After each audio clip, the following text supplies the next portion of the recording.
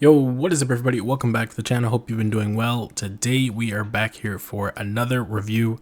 The week has been hectic. There's a lot of figures coming in and I've been very excited to get them in hand and play with them and bring the reviews to you guys. But before we get into the actual review itself, I do have a nice announcement for the channel. Recently, I got into the affiliate program associated with Entertainment Earth. So I do have a URL specific to me. You can get 10% off on in-stock items if you use that link. It'll automatically be applied when you go to the home page and search for whatever you want. Additionally, you can get free shipping on orders that are domestic and $79 and above on your orders. So if you want to, feel free to use the links provided in the description below. I do make a small commission off of those, just as an FYI. So if you do use the links, you're helping the channel, helping bring these reviews and more content in the future. So appreciate your guys' support. This channel has blown up a lot more than I thought it would, just talking about action figures. So thank you guys. More opportunities hopefully will come in the future that I can give you guys more stuff to be excited about. So without further ado, let's get straight into the review. Alright, so the first things first, I want to talk a little bit about design and kind of a little issues that I had with him. So you'll notice I do have this issue on my hand peg on the left side. It isn't all the way in. I've attempted to push it back in myself using some pretty decent brute force. It didn't work, so it seems like the peg is warped.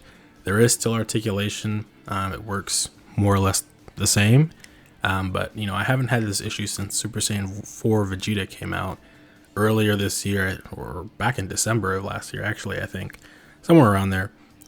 So yeah, not a common issue I face, but it happened. I haven't seen anybody else really with this issue, so that is a good thing, that it hopefully isn't a wide issue for everybody.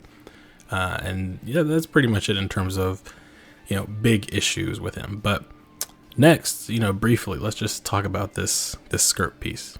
They've cut it into 3 pieces, and I don't know what decisions go into why they want to do that, but personally, I don't mind it. I think it helps with articulation.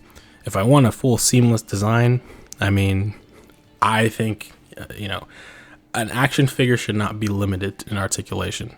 Design over articulation is not a good idea, at least not all the time, and we've seen that with literally Zoro. And I'm going to use Zoro as an example because he's the one fresh on my mind still. But yeah, I feel like it doesn't work that well, right? And then you've seen them take really interesting strides between, let's say, like the Bleach line. You've got Ichigo, who has kind of similar thing here with Obito, with the kind of cape skirt piece in the back. That's just all one piece. And then you have Byakuya, who's got his whole entire skirt or cape, coat, whatever you want to call it, robe, it's on a hinge instead of just being all one piece with really soft plastic. And the legs could hold that soft plastic in place pretty well. So yeah, don't really know what those decisions are or why they make those decisions. It's working for them in certain areas. Sasuke has performed really well in my opinion. So if they're going to reuse that method in this Naruto line consistently, 100% don't mind it. I think I'd just like to see it elsewhere a little bit more often when it has been proven to work. That's about all I can really say about that. So without further ado, let's take a look at his accessories. Stern expression right out the box. You get that very prominent look at the Rinnegan and the Sharingan, as well as the scar on his right side of the face. Everything so far looks great. All of the faceplates actually feel very, very good. I have no misprints or anything like that, so love them all. The Fireball Jutsu faceplate is really cool.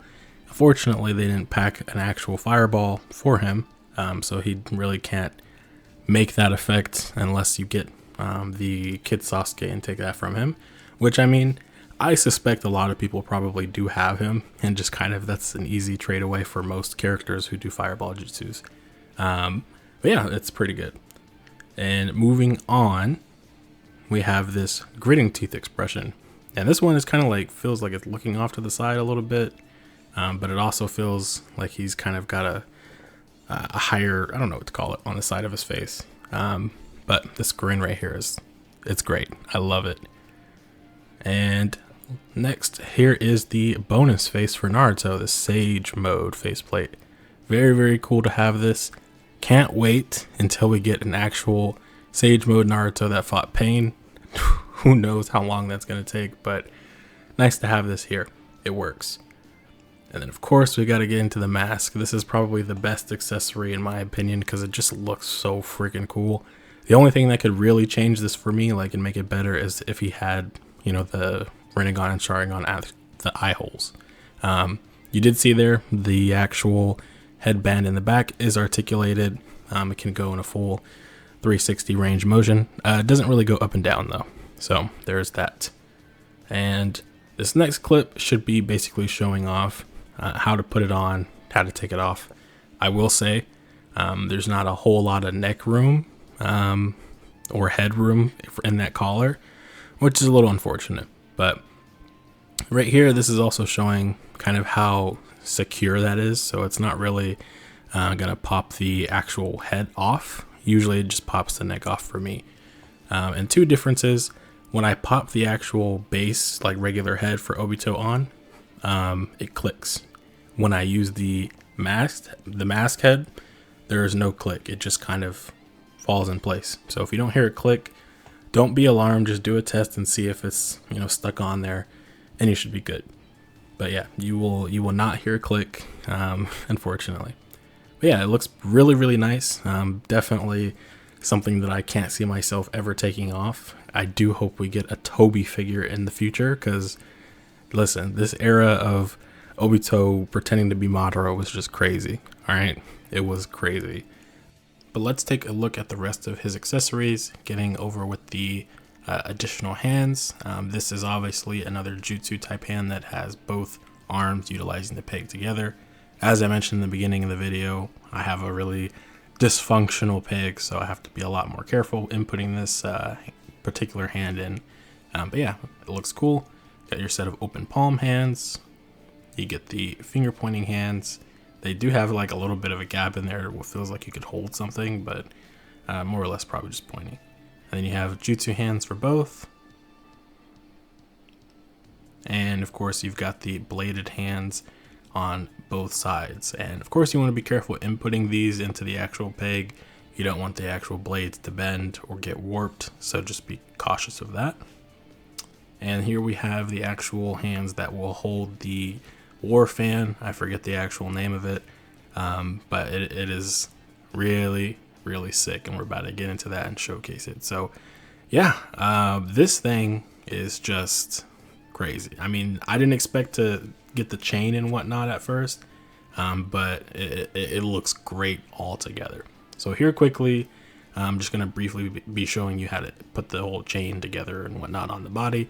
I don't know how this would work if he had the full, you know, non-damaged part of his upper torso as well as the arm. I don't know if they'd find some other alternate way to have, you know, allow you to have this connected to him. Not entirely sure. But who knows? Maybe some third party in the future will decide to try and make a whole new regular torso for this or whatever. I don't know. I know that's kind of the bigger complaint for people, is not having a full look for him consistent. That's not battle damage, because the likelihood that they do this again, that's not battle damage, who knows, right? But there you go. The war fan, the chain looks sick together once he actually holds it, especially with the mask head. It just all comes together really well. But without further ado, I think it's time to get into the actual articulation of this guy. So let's get straight into it. Alright, so just FYI, this is me talking in post. I didn't like the way I was talking when I was making the actual video at the time. So we're doing this a little bit differently. But here's the articulation for that headband. I did briefly show it in the beginning of the video. You go full around, just can't do up and down in the back, similar to how Naruto's headband is. As I mentioned before as well, the articulation in the head and collar part is not really that good. He can look left and right to a decent degree, but if you want to get him like looking, you know, all the way kind of across the shoulder, you still need to really use the torso articulation to get that. But I think it would have been better if they either used a different material for the collar or just simply made it wider for the neck to be able to do a full 360. So that's kind of my tidbit.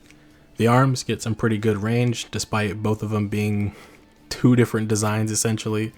You got your bicep swivel there, and you got your bicep swivel on that side, and of course you get your bend there at the elbow. But the articulation for the butterfly joint is actually pretty good once you get past the little mini folds there and kind of understand where it cuts. And yeah, it's great. He can dual hold that war fan, so that's always cool. Because when characters can't hold their accessories, that's a problem. He does get a little bit of a better bend on the non-robed arm, which should be obvious, which is really interesting to think about though. Like there's two different sets of articulation, but two different limits of articulation on each arm. So again, if they had given you just like a full seamless non-battle damage look, it would be a little bit more consistent. But this is also still really cool to have, because especially I believe you got I want to say like, what is it, white Zetsu or Hashirama cells or whatever it is on his arm. The look looks good. And here is the kind of upper ab crunch area. Get some really good range out of there. I don't want to stress it too much, but it looked like you possibly can do a full 360 there, but he definitely has a lot of range. This kind of sash belt was also, oh Jesus, saying words twice. It's a little bit articulated there, as you can see. That thing in the back obviously doesn't come out though. The skirt piece, soft plastic for all three of them. And like I said, when it works, it works. If there's no reason to change it, there's no reason to change it. But look, he does get really good range, just like Sasuke with the skirt. So I think that's all people are asking for, is just kind of a little bit more consistency. When things work, don't try things if they obviously are not working for you. But this guy is also really interesting when it comes to these legs. He's got like an extra set of articulation here in the calf area where it twists right there, as well as the thigh up above. Then you have the twist kind of right there above the ankle. Then you have your ankle swivel, and you got your toe hinge. Very nice. Wasn't expecting that with him. Kind of was just expecting it to be, thigh cut, and then ankles, knee bend. Nice that they went all out for it. Have seen a few people say though, he does have like big feet, and he kind of does. I guess that more or less would be for him, I want to say, standing better, so he doesn't fall every time he's doing something. But yeah, I think that about covers all the articulation. Can't really say anything bad about it. It works. The only thing, again, my issue is that peg. So yeah, let's get into our final thoughts here and call it a day. All right, so we've made it to the end. I got the boys posed up, and I gotta say, I mean, there's not a whole lot about Obito that I can say is bad about him. He does have a little bit of big feet. I do have to deal with that hand peg issue until I either can find a way to replace it or get it back in place. But it does, like I said, articulate, so I'm perfectly fine for now. But aside from that, the only other thing really is the neck and the head kind of being, I don't want to say squished, but just having some limits of motion there, because it's not a full thick collar with space for the neck to actually do a full turn. And that's pretty much it in terms of complaints.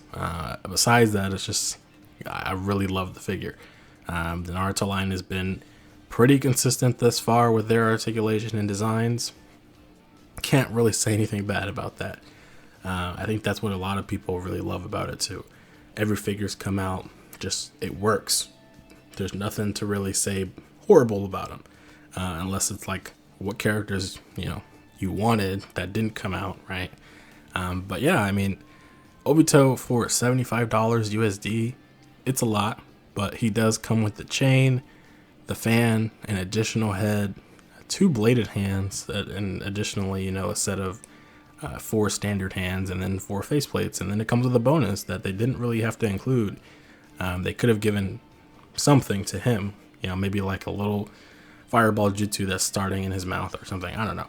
They could have made another accessory for Obito, but they did go with the Naruto accessory, which is cool. We don't have, a newer Sagemo Naruto just yet. So having a faceplate for him now, pretty good stuff. But yeah, I mean, overall, I really like what they did, and I think it works. His articulation, in comparison to, like, let's say Sasuke in the beginning, is more or less like the same. And I mean, if it ain't broke, don't fix it, right? So thinking about this, other lines, I would hope to eventually see the same kind of consistency. It's kind of up and down with some of them.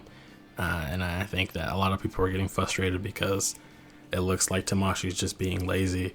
I think Tamashi genuinely does care about their products, but at the same time, they obviously have to push things out within a certain time frame, and things get a little bit rushed, overlooked a lot of the time, and it makes you wonder, why did you do that? Why did you decide to limit the legs? Why did you not give a person a butterfly joint? Or why didn't this person even come with their normal expressions? Like, why did you, stuff like that. It makes you wonder, like, what are you doing? Like, would these teams not communicate to each other? Like, it doesn't make sense. So yeah, definitely see the frustration there, but like I said, Naruto line is kind of on top. So highly recommend him. If you love Obito, if you love Naruto, go for it. I believe he's scheduled to come out next year in the US markets. If you want to get him now, you could probably find him on some of the Japan-based retailers. But yeah, without further ado, I'm going to end it there. Once again, thank you guys for your support on the channel. It's still baffling to me. I don't always check the numbers like that, but to see like we are 13,000 strong on this channel is insane to me.